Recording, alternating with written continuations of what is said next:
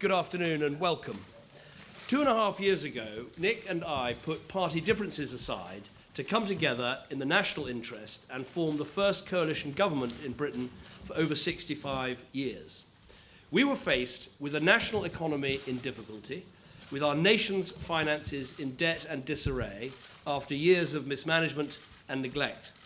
This was always going to involve tough decisions.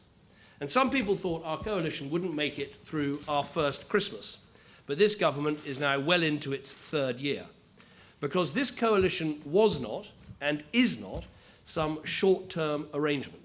It is a serious 5-year commitment to give our country the strong, stable, and determined leadership that we need for the long term. At the heart of that commitment is one simple fact. Britain is in a global race.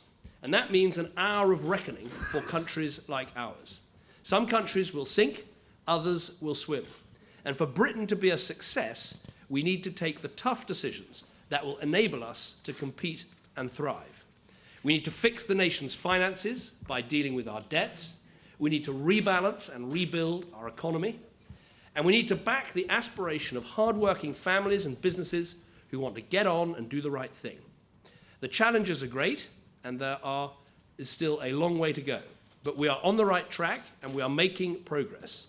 In just 2.5 years, we've cut the deficit by 1/4 and set out a credible path towards our goal of a balanced budget. The economy is rebalancing. There are over 1 million new private sector jobs. In the first 2.5 years of this government, exports of UK goods to both India and Brazil went up by over 1/3, and exports of goods to China went up by almost 1/2. Last year, Britain became a net exporter of cars for the first time since 1976. We've cut income tax for 25 million taxpayers. We've halved it for those working full-time on the minimum wage, and we've taken over 2 million of the lowest paid people out of income tax altogether. We've introduced a benefits cap. We've delivered the biggest ever cash rise in the basic state pension. And we've guaranteed real terms increases in the NHS budget, with more of that money reaching the front line. Compared with 2010, there are over 5,000 more doctors working in our NHS, and there are 6,500 fewer managers. We've not balked at the tough decisions necessary to secure our future. Instead, we've ended the chronic short-termism that has too often let down our politics in the past, and seen far too many previous governments just leave vital issues in the pending tray marked too difficult. So we've broken the monopoly of state education with free schools, providing excellent education free to parents who send their children there. We've also established 2,000 academy schools. We've stopped dumbing down. We've introduced tough new powers on discipline in the classroom. There's a whole set of issues that are subject to this long-term reform from this government. Issues like putting our universities on a sustainable footing so they can compete with the very best in the world and give everyone a chance to go to them, irrespective of their background or income. Modernising our energy and transport infrastructure so we can keep up with our competitors in the global race. Regulating our banks properly so that immoral behaviour and the gross mistakes of the past are not repeated. We're dealing with the challenges of an ageing population. We've reformed public sector pensions so they are both affordable and fair for both public sector workers and the taxpayer. In every case, we've put the national interest at the heart of this government and put this country on a path to being a winner in the global race.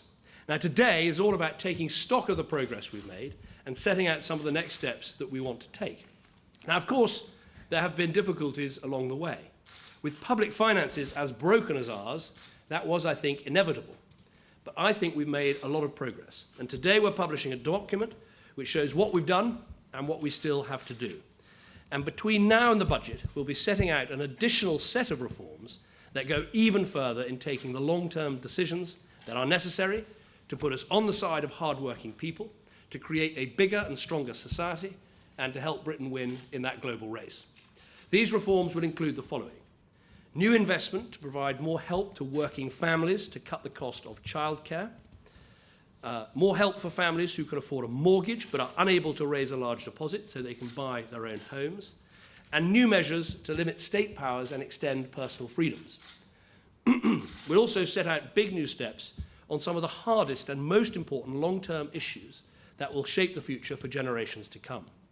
On pensions, clarifying incentives to save and restoring dignity in retirement by tackling poverty in old age without relying on pernicious means testing. On social care, capping the potentially huge costs of long-term care faced by many families today, so that people can have the certainty to plan for their long-term needs.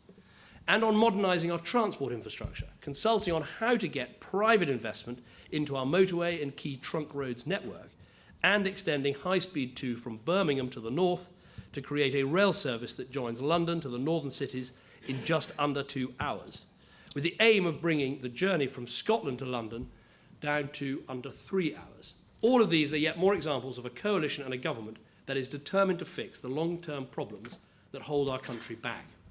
Now, of course, the road ahead won't be easy. There have always been issues on which we disagree, and doubtless there will be some more in the months ahead. But the key point is not whether you have disagreements, it is how you handle them. Where we disagree, we should do so, and we do so, respectfully, in a reasonable and civilised way. More importantly, Nick and I are completely united on the big issues that brought our two parties together in the national interest and which remain this government's sheet anchor today. On cutting the deficit and building a stronger, more balanced economy, on putting responsibility back at the heart of our welfare and education systems, on backing aspiration and getting behind the hard-working people and businesses that will enable our country to succeed in the global race. Government is at its strongest when making these big arguments, and on all of these issues, our resolve and our sense of shared purpose, if anything, have got stronger over these last 2.5 years. So over the next 2.5 years, it will, as far as we're concerned, be full steam ahead as we continue to put political partisanship to one side and do what is right to serve our country and its national interest. Thank you. Nick, over to you. Everything this coalition government has done is there to serve one big purpose, which is to build a stronger economy in a fairer society, enabling everyone in this country to get on in life. And I think what's striking as we publish the midterm review today is that when you look around the developed world, look at America, Europe, here, actually all governments are facing some very big political as well as economic challenges as we clear up after the mess that was created in the crisis of 2008. And politically, that requires two things. Firstly, an ability to reach across party lines to act in the national interests.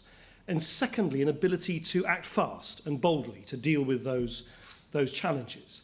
And the dangers of not doing so, I think, are pretty obvious. You look at the kind of cliff-top political brinkmanship in Washington last week. Look at the failure of some European governments to get to grips with some of their economic problems quickly and boldly enough. And it's a source of immense pride to me, and I think everybody in the coalition government, that we, by contrast, have put partisan differences aside to act in the national interests and have acted fast and have acted boldly to deal with the economic and other challenges that this country faces. The other thing which strikes me as we publish the document today is that, of course, rescuing, repairing, reforming the British economy is the big task for this government. It's the big challenge of our times.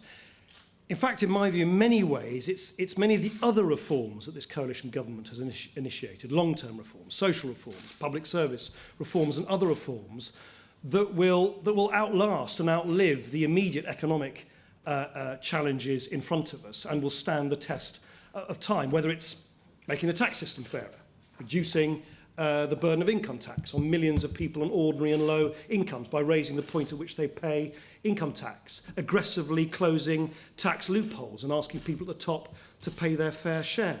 Whether it's the pupil premium, £2.5 billion of new money in the school system to crack this problem of educational underachievement for far too many of our youngsters from the poorest families. Giving people in retirement the reassurance they'll get a decent state pension through our triple lock guarantee. Revolutionising apprenticeships on a scale that this country hasn't seen in a generation. Reforming welfare to make sure there's always an incentive to work. Creating the world's first green investment bank. These and many other reforms are big, bold, long-lasting reforms that will, in my view, stand the test of time.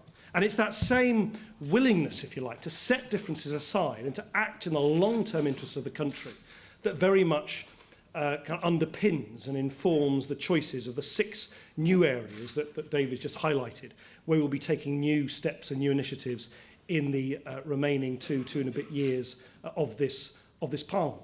And that's why we will act to provide better childcare. We will act to provide a single-tier pension. We will act to make social care more affordable. We will act to get more investment in our transport infrastructure. We will act to help people with their mortgages and build more homes for them to live in. We will act to enshrine and protect people's everyday British freedoms.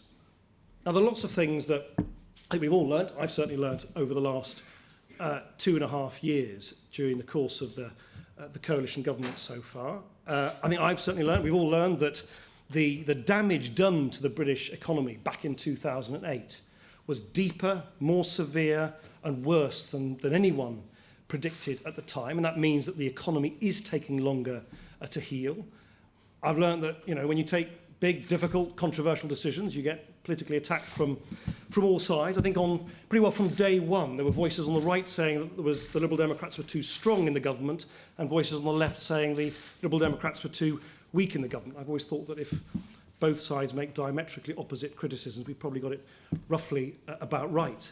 But the biggest thing that I've learned is that, you know, for the vast majority of people in this country, whoever you are, wherever you live, whatever you do, whoever you vote for, what you rightly expect is for politicians to set aside their differences and just get on with the job. And that's why this coalition government, in the next 2.5 years, will use every day of every working week, will use every penny of taxpayers' money, will use every department in Whitehall to make sure that we build that stronger economy in a fairer society, enabling every person in this country to get on in life. Thank you.